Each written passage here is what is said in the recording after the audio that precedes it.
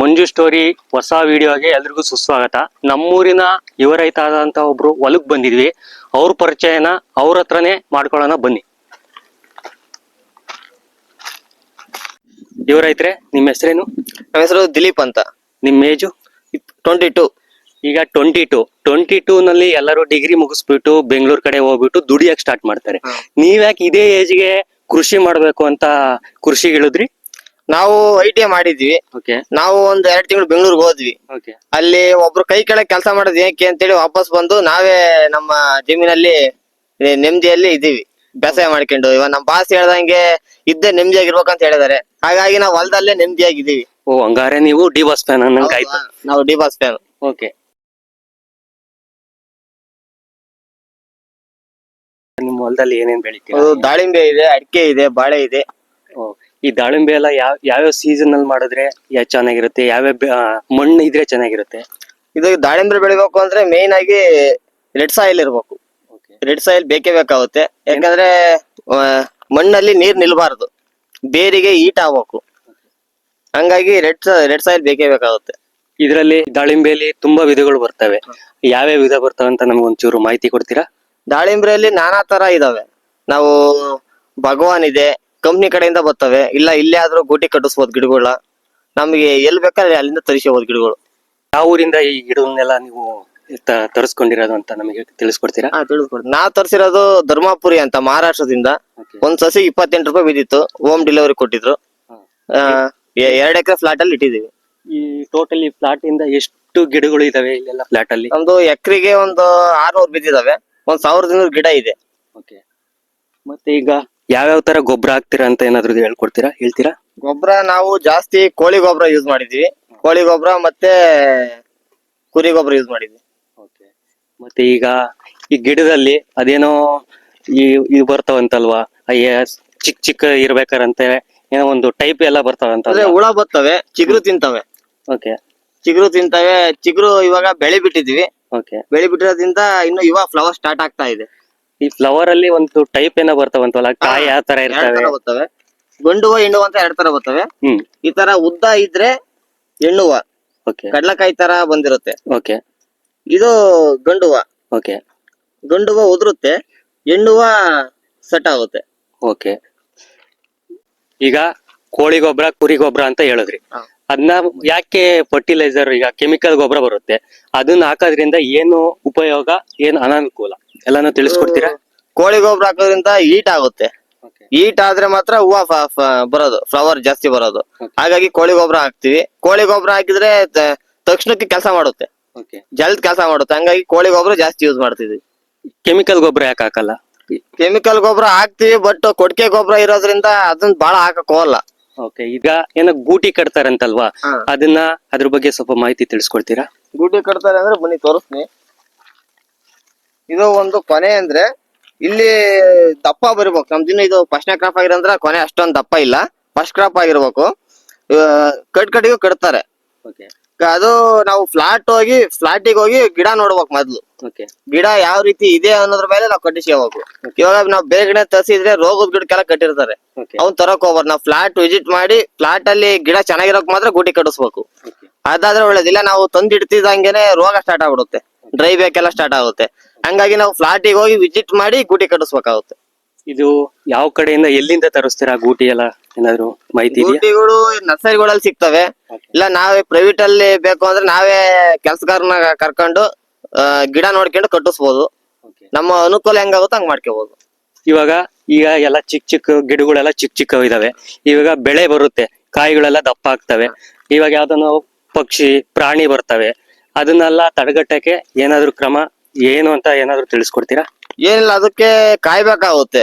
ಬೆಳಿಗ್ಗೆ ಟೈಮು, ಸಾಯಂಕಾಲ ಟೈಮು ಬಹಳ ಪಕ್ಷಿ ಬರ್ತವೆ, ಇರ್ಬೇಕಾಗುತ್ತೆ. ಮೈಕ್ಗಳು ಇಡ್ತೀವಿ.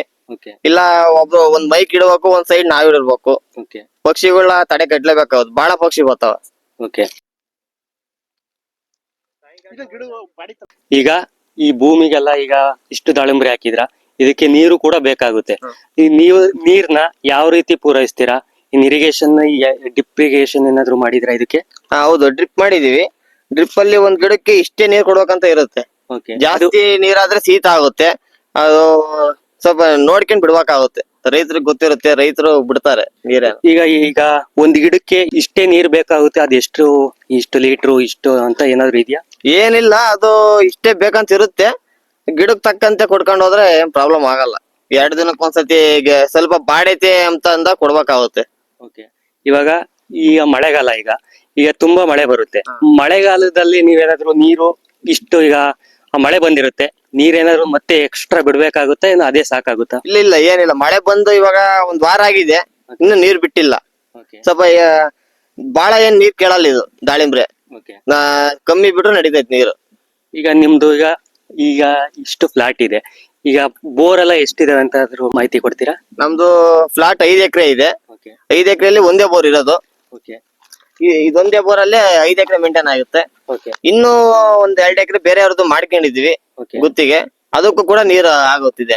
ಎಲ್ಲ ಇಲ್ಲಿದ್ದಾನೆ ಪೂರೈಸ್ತೀರಾ? ಎಲ್ಲ ಇಲ್ಲಿಂದಾನೆ ಪೂರೈಸ್ತೀವಿ. ನೀರೇನ್ ಮೇಲೆ ಆಗಿದಾವೆ, ಓಕೆ. ಚೆನ್ನಾಗ್ ಬತ್ತ ನೀರು. ಎಷ್ಟು ಇಂಚ್ ಎಲ್ಲ ನೀರು ಬರ್ತಿದಾವೆ? ಒಂದು 2.5-3 ಇಂಚ್ ನೀರ್ ಬರುತ್ತೆ ಪ್ರೆಷರ್ ಆಗಿ. ಓಕೆ. 55 ಅಡಿಗೆ ನೀರಾಗಿತ್ತು, ಓಕೆ. 495 ಅಡಿಗೆ ಲಾಸ್ಟ್ ಮಾಡಿದೀವಿ. ಓಕೆ. ಒಂದೇ ಬೋರೇ ಇರೋದು? ಒಂದೇ ಬೋರೇ ಇರೋದು. ದಿಲೀಪ್ ಅವರೇ, ನೋಡಿ ಇಲ್ಲೊಂದು ಕಾಣ್ತಾ ಇದೆ, ಇಲ್ಲೊಂದು ಗಿಡ ಒಣಗಿದೆ, ಮತ್ತೆ ಅಲ್ಲೊಂದು ಗಿಡ ಒಣಗಿದೆ.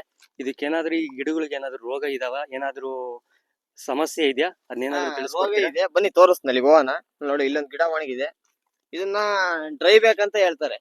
ಓಕೆ. ಡ್ರೈ ಬ್ಯಾಕ್ ಬಂದಿತ್ತು ಅಂದ್ರೆ ಇಲ್ಲಿ ಸುತ್ತಮುತ್ತ ಒಂದ್ 5-6 ಗಿಡಗಳಿಗೆ ಇದೇ ತರ ಆಗ್ಬಿಡುತ್ತೆ, ಗಿಡ ಫುಲ್ ಡ್ರೈ ಆಗ್ಬಿಡ್ತವೆ. ಓಕೆ. ಹಾಗಾಗಿ ಈ ಗಿಡನ ತೆಗಿಬೇಕಾಗುತ್ತೆ ನಾವು. ಓಕೆ. ಇಲ್ಲ ಅಂದ್ರೆ ಇದಕ್ಕೆ ಬೇವಿನ ಹಿಂಡಿ ಇನ್ನೇನ ಕೊಟ್ಟು ಉಳಿಸಬೇಕಾಗುತ್ತೆ. ಓಕೆ. ಅವೆಲ್ಲ ಮಾಡೋದಕ್ಕಿಂತ ಸುಮ್ನೆ ಗಿಡ ತೆಗೆದ್ರೆ ಬೆಸ್ಟ್ ಅನ್ಸುತ್ತಿದ್ದು. ಓಕೆ. ಈಗೇನೋ ಡ್ರೈ ಬ್ಯಾಕ್ ಅಂದ್ರಿ, ಅದೇನಾದ್ರೂ ಒಂದು ಕಾಯಿಲೆನಾ? ಅದು ಒಂಥರ ಕ್ಯಾನ್ಸರ್ ಇದ್ದಂಗೆ, ಓಕೆ. ಬಂದ ಮೇಲೆ ಹೋಗಲ್ಲ. ಅಕ್ಕಪಕ್ಕ ಇರೋರಿಗೆಲ್ಲ ಹರಡುತ್ತಿದ್ ಇವಾಗ ಇದು. ಓಕೆ. ಡ್ರೈ ಬ್ಯಾಕ್ ಅಂತ ಇರೋದು ಇವಾಗ ಅಕ್ಕಪಕ್ಕ ಒಂದ್ 4-5 ಗಿಡಕ್ಕೆ ಫುಲ್ ಹರಡುತ್ತೆ. ಹಂಗಾಗಿ ಗಿಡ ತೆಗಿಬೇಕು ಇದನ್ನ. ಓಕೆ. ನಾಳೆ ನಾಡೋದ್ರಲ್ಲಿ ಗಿಡ ತೆಗಿತೀವಿ. ಈಗ ದಿಲೀಪ್ ಅವರ ಸ್ನೇಹಿತ ಆದಂತ ಅಭಿ ಅವರು ಬರ್ತಿದ್ದಾರೆ, ನೋಡೋಣ ಅವರು ಏನೇನು ಮಾಹಿತಿ ಕೊಡ್ತಾರೆ ಎಲ್ಲಾನು ತಿಳ್ಕೊಳ್ಳೋಣ. ಅದೇ ತರನೇ ಈಗ ಅಭಿ ಅವರ ಸಂದರ್ಶನ ಕೆಂಚೇಶ್ವರ ಅವರ ಮೂಲಕ ಮುಂದುವರಿಯುತ್ತದೆ. ಪ್ರಿಯ ಸ್ನೇಹಿತರೆ, ನಮ್ಮ ರೈತ ದಿಲೀಪ್ ಆದಂತವರು ದಾಳಿಂಬೆ ಬೆಳೆ ಬಗ್ಗೆ ತುಂಬಾ ಪರಿಚಯ ಮಾಡ್ಕೊಟ್ಟಿದ್ದಾರೆ, ರೈತರಿಗೆ ಅನುಕೂಲವಾಗೋ ತರ. ಈಗ ದಿಲೀಪ್ ಅವರ ಸ್ನೇಹಿತ ಬಂದಿದ್ದಾರೆ, ಅವರ ಪರಿಚಯವನ್ನು ಅವರಿಂದ ನಾವು ತಿಳ್ಕೊಳ್ಳೋಣ, ಆಯ್ತಾ? ಬನ್ನಿ. ನಮಸ್ತೆ. ನಮಸ್ತೆ. ನೀವು ಪರಿಚಯ ಮಾಡ್ಕೊಡ್ತೀರಾ? ನನ್ನ ಹೆಸರು ಅಭಿಷೇಕ್ ಅಂತ. ಆಯ್ತು. ಇದು ಟೋಟಲ್ ನೀವು ಬಾಳೆ ಗಿಡ ಮತ್ತೆ ಅಡಿಕೆ ಗಿಡ ಎರಡನ್ನೂ ನೀವು ಇಟ್ಟಿದ್ದೀರಾ? ಹೌದು ಸರ್. ಹೌದಾ? ನೀವು ಈ ಬಾಳೆ ಗಿಡ ಏನಕ್ಕೆ ಇದ್ರ ಮಧ್ಯೆ ಇಟ್ಟಿದ್ದೀರಾ? ಏನು ಇದರಿಂದ ಏನು ಅನುಕೂಲ? ಏನ್ ಸರ್, ಇದು ಅಡಿಕೆ ಗಿಡ ಇಕ್ಕಿದ್ಮೇಲೆ ಅಡಿಕೆ ಗಿಡಕ್ಕೆ ನೆರಳ್ಬೇಕು 3 ವರ್ಷ. ಆ ನೆರಳಿಗೋಸ್ಕರ ಬಾಳೆ ಗಿಡ ಇಕ್ಕಿದೀವಿ. ನೀವು ಅಡಿಕೆ ಗಿಡ ಎಷ್ಟು ಮಂತ್ ಆಯ್ತು ಹಾಕಿ ನೀವು? ಸರ್, ಇನ್ನ 5 ತಿಂಗಳಾದ್ರೆ 2 ವರ್ಷ ಕಂಪ್ಲೀಟ್ ಆಗುತ್ತೆ. 2 ವರ್ಷ ಕಂಪ್ಲೀಟ್ ಆಗುತ್ತೆ. 2 ವರ್ಷ ಕಂಪ್ಲೀಟ್ ಆಗುತ್ತೆ. ಆಲೆ ಒಂದು 7 ಅಡಿ 8 ಅಡಿ ಬೆಳೆದಿದಾವೆ. ಒಂದೊಂದ್ ಗಿಡ ಬೆಳೆದಿಲ್ಲ, ಬೆಳವಣಿಗೆ ಕಮ್ಮಿ ಆಗಿದೆ. ಒಂದ್ ಗಿಡ ಚೆನ್ನಾಗಿ ಬೆಳವಣಿಗೆ ಆಗಿದಾವೆ. ನೀವು ಇಲ್ಲಿ ನೋಡ್ಬೋದು, ಸಾಕಷ್ಟು ಬಾಳೆ ಗಿಡಗಳು ನಾವಿಲ್ಲಿ ಕಾಣ್ತಾ ಇದ್ದೀವಿ. ಕೆಲವೊಂದು ಬಾಳೆ ಗಿಡ ಒಂದ್ರ ಪಕ್ಕ ಇನ್ನೊಂದು ಚಿಕ್ಕ ಚಿಕ್ಕ ಗಿಡ ಬಂದಿದೆ ಅಲ್ವಾ? ಇದನ್ನ ನಾವು ಯಾವ ತರ ನೀವು ಯುಟಿಲೈಸ್ ಮಾಡ್ಕೊಂತೀರಾ? ಐ ಮೀನ್, ಈ ಬಾಳೆ ಗೊನೆ ಒಂದು ಗಿಡದಲ್ಲಿ ಒಂದು ಗೊನೆ ಬಿಡೋದು ನಾವು ಸಾಮಾನ್ಯವಾಗಿ ಕಂಡಿದ್ದೀವಿ. ಪಕ್ಕದಲ್ಲಿ ಚಿಕ್ಕ ಚಿಕ್ಕ ಗಿಡ ಇದೆ, ಅವನ್ನ ಕಟ್ ಮಾಡ್ತೀರಾ ಅಥವಾ ಅದನ್ನ ಹಾಗೆ ಬೆಳೆಯಕ್ ಬಿಡ್ತೀರಾ, ಹೇಗೆ? ಹೌದು, ಅವನ್ನ ಕುನ್ನಿ ಕೊಯ್ಬೇಕಾಗುತ್ತೆ. ಕೊಯ್ದ್ರೆ ಮಾತ್ರ ಗೊನೆ ದೊಡ್ಡ ಬರ್ತವೆ. ಗೊನೆ ಹೊಡೆದಾಗ ಒಂದ್ ಬಿಡ್ತೀವಿ ಬುಡದಲ್ಲಿ, ಅದನ್ನ ನೆಕ್ಸ್ಟ್ ಟ್ರಾಪಿಗೆ ಆಗುತ್ತೆ. ಅದು ಮಗ್ಗೆಲ್ ಬರೋಂತ ಕುನ್ನಿಗಳೆಲ್ಲ ಕಟ್ ಮಾಡಾಕ್ತಿವಿ. ಓಕೆ. ಇದಕ್ಕೆ ನೀವು ಗೊಬ್ಬರ ಏನಾದ್ರು ಹಾಕ್ತೀರಾ ಅಥವಾ ಯಾವ ತರ ರಾಸಾಯನಿಕನ ಅಥವಾ ಹಸಿನಿಂದ ನಾವು ರೈತರಿಂದ ತಗೊಂಬಂದು ಹಾಕ್ತೀರಾ, ಹೇಗೆ? ಹೌದು, ಮುಂಚೆಲ್ಲ ಇದು ಗಿಡ ಇಟ್ಟಾಗ ಒಂದ್ಸತಿ ಕೋಳಿ ಗೊಬ್ಬರ ಹಾಕಿದ್ವಿ ಅಷ್ಟೇ. ಏನ್ ಅಷ್ಟೊಂದೇನು ಮೇಂಟೈನ್ ಮಾಡಿಲ್ಲ ನಾವು ಬಾಳೆನ. ಖರ್ಚಿಗೆ ಆಗ್ತಾ ಇದೆ. ಓಕೆ. ನಿಮ್ಮ ಮನೆ ಮೇಂಟೆನೆನ್ಸ್ ಗೆ ನಡೀತಾ ಇದೆ. ಇದು ಮೇನ್ ಆಗಿ ಹಾಕಿರೋದೇ ಅಡಿಕೆ ಗಿಡಕ್ಕೆ ನೆರಳು ಅಂತ. ಯಾಕಂದ್ರೆ ನಾವು ಕೆಲವೊಂದು ಬೇಸಿಗೆ ಸಮ್ಮರ್ ಬಂತು ಅಂದ್ರೆ ಅಡಿಕೆ ಗಿಡಕ್ಕೆ ಬಹಳ ಬಿಸಿಲಿದ್ರೆ ಸುಟ್ಟೋಗ್ತವೆ, ಕೊಣಗೋಗ್ಬಿಡ್ತವೆ. ಅದಕ್ಕೆ ಆದಷ್ಟು ನಾವು ತಂಪು ವಾತಾವರಣ ಬೇಕಾಗುತ್ತೆ. ಹೌದು. ದಿಲೀಪ್ ಅವರೇ ಹಾಗೂ ಅಭಿ ಅವರೇ, ನಾವೊಂದು ಗಿಡ ಇಲ್ಲಿ ಅಡಿಕೆ ಗಿಡ ನೋಡ್ತಾ ಇರ್ಬೋದು. ಇದಕ್ಕೆ ನಾವು ಬಹಳಷ್ಟು ಕಡೆ ನಾವು ನೋಡಿರ್ತೀವಿ, ಅದಕ್ಕೊಂದು ವೈಟ್ ಕಲರ್ ಬಣ್ಣ ಬಳದಿರ್ತಾರೆ. ಅದೇನು, ಏನಕ್ಕೆ ಬಳಸ್ತಾರೆ, ಯಾವ ಪರ್ಪಸ್ಗೆ ಬಳಸ್ತಾರೆ, ಅದರಿಂದ ಏನು ನಮ್ಗೆ ಅನುಕೂಲ ಇದೆ ಅದನ್ನ ತಿಳಿಸ್ಕೊಡ್ತೀರಾ? ಬಣ್ಣ ಅಲ್ಲ, ಸುಣ್ಣ ಮತ್ತೆ ಬೆಲ್ಲ ಮಿಕ್ಸ್ ಮಾಡಿ ಬೆಳಿತಾರೆ. ಬಿಸ್ಲಿಗೆ ಗಿಡ ಏನು ಆಗಬಾರ್ದಂತ ಬೆಳಿತಾರೆ. ಅದೇ ಕಾರಣಕ್ಕೆ ಬಾಳೆ ಗಿಡ ಇಟ್ಟಿರೋದು, ನೆರಳಿರ್ಬೇಕು ಅಂತ. ಇವಾಗ ಇಲ್ಲಿ ಬುಡ ಇದೆಯಲ್ಲ, ಈ ರೀತಿ ಗರಿ ಬಿಟ್ಟ ಮೇಲೆ ಸುಣ್ಣ ಬೆಳಿಬೇಕು. ಸುಣ್ಣ ಬೆಳೆದಾಗ ಗಿಡಕ್ಕೆ ಏನೂ ಆಗಲ್ಲ. ಕೆಲವೊಂದ್ ಕಡೆ ನಾವು ನೋಡ್ತೀವಿ, ಅಂದ್ರೆ ಇದನ್ನು ಚಿಕ್ಕ ಗಿಡ, ಇನ್ನು ದೊಡ್ಡ ತುಂಬಾ ಎತ್ತರ ಆದ್ಮೇಲೆ ಕೆಲವೊಂದು ಬಣ್ಣ ಬೆಳೆದಿರ್ತಾರೆ, ಸುಣ್ಣ ಬೆಳೆದಿರ್ತಾರೆ. ಅದನ್ನ ನಾವು ತುಂಬಾ ಕಡೆ ನಾವು ನೋಡಿರ್ತೀವಿ. ಓಕೆ. ಮತ್ತೆ ಕೆಲವು ಕಡೆ ತಿಳ್ಕೊಟ್ಟಾಗೆ ಈ ಅಡಿಕೆ ಗಿಡ ಎಷ್ಟು ವರ್ಷಕ್ಕೆ ಇಳುವರಿ ಬರುತ್ತೆ, ಯಾವಾಗ ನೀವು ಇದರಿಂದ ನಾವು ಫಸಲ ತಗೊಂತೀರಾ, ಬೆಳೆನ ಇದು ತಗೋಬಹುದು? ಅಡಿಕೆ ಗಿಡ ಒಂದೊಂದ್ ವೆರೈಟಿ ಒಂದೊಂದ್ ತರ ಬರ್ತವೆ. ನಾವ್ ಇಟ್ಟಿರೋದು 5 ವರ್ಷ ಬೇಕಾಗುತ್ತೆ. 5 ವರ್ಷಕ್ಕಂದ್ರೆ ಎಲ್ಲಾ ಗಿಡ ಒಂದೇ ಸತಿ ಬರಲ್ಲ. 6 ವರ್ಷ 7 ವರ್ಷಕ್ಕೆ ಎಲ್ಲಾ ಗಿಡ ಕವರ್ ಆಗ್ಬಿಡ್ತವೆ. ಒಂದ್ ಗಿಡ ಸಣ್ಣ ಇರ್ತವೆ, ಒಂದ್ ಗಿಡ ದೊಡ್ಡ ಇರ್ತವೆ, ಹೌದು. ಗಿಡ ಹೋಗಿರ್ತವೆ, ಅಲ್ಲಿ ಮತ್ತೆ ಇಟ್ಟಿರ್ತೀವಿ. ಅವೆಲ್ಲ ಒಂದ್ ವರ್ಷ ಹೆಚ್ಚು ಕಮ್ಮಿ 6 ವರ್ಷ 7 ವರ್ಷಕ್ಕೆ ಎಲ್ಲ ಪೂರಾ ಕವರ್ ಆಗ್ಬಿಡ್ತವೆ. ಒಂದ್ ಕಡೆಯಿಂದ ಎಲ್ಲಾ ಗಿಡಗಳು ಒಂಬಳೆ ಬರ್ತವೆ. ನೀವು 5 ವರ್ಷ ತನಕ ನೀವು ತುಂಬಾ ಆರೈಕೆ ಮಾಡ್ಬೇಕು, ಯಾವ್ದೇ ತರ ಬೆಳೆ ನಾಶ ಆಗದಂಗೆ, ಗಿಡ ಒಣಗದಂಗೆ ಟೈಮ್ ನೀರ್ ಕೊಟ್ಟು ನೀವು ಜಾಗೃತವಾಗಿ ನೋಡ್ಕೋಬೇಕು. ಟೈಮ್ ನೀರ್ ಕೊಡ್ಬೇಕಾಗುತ್ತೆ. ಏನ್ ಅಷ್ಟೊಂದ್ ನೀರ್ ಕೇಳಲ್ಲ. ಇವಕ್ಕೂ ಸುಳಿ ರೋಗ ಅಂತ ಬೀಳುತ್ತೆ. ಇವಾಗ ಬಾಳ ಆಗ್ತಿದ್ದಾವೆ ಅವು. ಒಂದ ಎರಡ ಆಗಿದಾವೆ. ಗಿಡ ಕಡ್ದಿದೀವಿ ಅವನ್ನ. ಅವನ್ನ ತೋರಿಸ್ತೀನಿ ಬನ್ನಿ, ಅವನು ಬೇಕಾದ್ರೆ. ಈಗ ಕೊಳೆ ರೋಗ ಅಂತ ಏನೋ ಹೇಳಿದ್ರಿ, ಅದು ಏನಕ್ ಬರುತ್ತೆ? ಅದು ಹೋಗಕ್ಕೆ ಏನಾದ್ರು ಸೊಲ್ಯೂಷನ್ ಏನಾದ್ರು ಇದೆಯಾ? ಇದೆ, ಬನ್ನಿ ಗಿಡ ತೋರಿಸ್ತೀನಿ. ಇದೇ ಗಿಡ ಅದು ನೋಡಿ. ಇದು ಸುಳಿ ಇಲ್ಲ, ಸುಳಿ ಒಣಗಿದೆ. ಓಕೆ. ಇದು ಒಳಗಡೆ ಎಲ್ಲ ನೀರ್ ನಿಂತಿರ್ತವೆ. ಓಕೆ. ತೋರಿಸ್ತೀನಿ ಅದು ಏನಾಗಿದೆ ಅಂತ.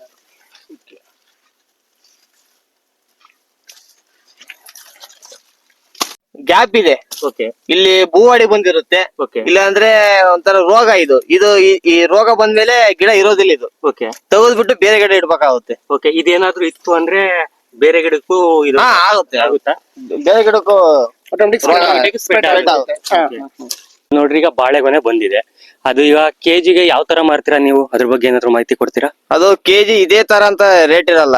ದಿನಕ್ಕೂ ರೇಟ್ ಹೆಚ್ಚು ಕಮ್ಮಿ ಆಗ್ತಾ ಇರುತ್ತೆ. ಓಕೆ. ಇವಾಗ ಮೊನ್ನೆ ಒಂದ್ ವಾರ ಆಗಿದೆ ಕಡ್ದು. ಓಕೆ. ನಾನ್ 40 ರೂಪಾಯಿ ಕೊಟ್ಟಿದೀವಿ. ಓಕೆ. ಇವತ್ತು ಸ್ವಲ್ಪ ರೇಟ್ ಆಗಿದೆ ಅಂತ ತಿನ್ನಾನ, ನಾಳೆ ಡೌನ್ ಆಗ್ಬೋದು. ಹಿಂಗೆ ಅಂತ ಹೇಳಕ್ ಆಗಲ್ಲ. ಓಕೆ. ಇವಾಗ ಈಗ ಎಲ್ಲ ನೀವು ಬಾಳೆಗೊನೆನ ಮಾರಿದ್ರಲ್ಲ, ಮುಂಚೆ ಎಲ್ಲ ಮಾರಿರ್ತೀರಾ, ಎಷ್ಟು ಲಾಭ ಬಂದಿದೆ, ಎಷ್ಟು ನಷ್ಟ ಆಗಿದೆ ಅಂತ ಏನಾದ್ರು ಮಾಹಿತಿ ಕೊಡಕ್ಕಾಗುತ್ತಾ? ಲಾಭ ಇದೆ, ಏನು ಲಾಸ್ ಇಲ್ಲ. Okay. ಲಾಭ ಇದೆ. ಏನಂದ್ರೆ ಹೇಳಿಕೆ ಅಷ್ಟೇನ್ ಲಾಭ ಆಗಿಲ್ಲ. ತಕ್ಕ ಮಟ್ಟಿಗೆ ಲಾಭ ಇದೆ. ಖರ್ಚಿಂದ ಹೊರಡ್ತಾ ಇದೆ. ನೀವು ಬೆಳಿತಾರಂತ ಫಸಲ ಅವರೇ ಬಂದು ತಗೊಂಡ್ ಹೋಗ್ತಾರ ಅಥವಾ ನೀವೇ ತಗೊಂಡೋಗಿ ಮಾರ್ಕೆಟ್ ಕೊಟ್ಟಿಲ್ಲ? ಅವರೇ ಬರ್ತಿದಾರೆ. ಅವರೇ ಬಂದು ನಮ್ಮ ಹತ್ರ ತಗೊಂಡು ಹೋಗ್ತಾರೆ. ಅಭಿ ಮತ್ತೆ ದಿಲೀಪ್ ಅವರು ಈ ದಾಳಿಂಬೆ ಗಿಡ ಆಗಿರ್ಬೋದು, ಮತ್ತೆ ಅಡಿಕೆ ಗಿಡ, ಬಾಳೆ ಗಿಡದ ಬಗ್ಗೆ ತುಂಬಾನೇ ಮಾಹಿತಿ ಕೊಟ್ಟಿದ್ದಾರೆ. ಈಗ ಮುಂದೆಯಿಂದ ಬರುವಂತ ಪೀಳಿಗೆಗಳು ಈ ತರ ಚಿಕ್ಕ ವಯಸ್ಸಲ್ಲಿ 22 ವರ್ಷಕ್ಕೇನೆ ರೈತರಾಗಬೇಕು ಅಂತ ತುಂಬಾ ಕನ್ಸು ಕೊಟ್ಕೊಂಡಿರ್ತಾರೆ. ಅವ್ರಿಗೆಲ್ಲರಿಗೂ ಕೂಡ ತುಂಬಾ ಈ ಒಂದು ಮಾಹಿತಿ ತುಂಬಾನೇ ಉಪಯುಕ್ತವಾಗುತ್ತೆ. ಅದಕ್ಕೋಸ್ಕರ ದಿಲೀಪ ಹಾಗೂ ಅಭಿ ಅವರಿಗೆ ತುಂಬ ಹೃದಯದ ಧನ್ಯವಾದಗಳು. ಇದೇ ತರ ಹೆಚ್ಚಿನ ವಿಡಿಯೋಗಳಿಗಾಗಿ ಮಂಜು ಸ್ಟೋರೀಸ್ ಯೂಟ್ಯೂಬ್ ಚಾನೆಲ್ ಲೈಕ್ ಮಾಡಿ, ಕಮೆಂಟ್ ಮಾಡಿ, ಸಬ್ಸ್ಕ್ರೈಬ್ ಮಾಡಿ.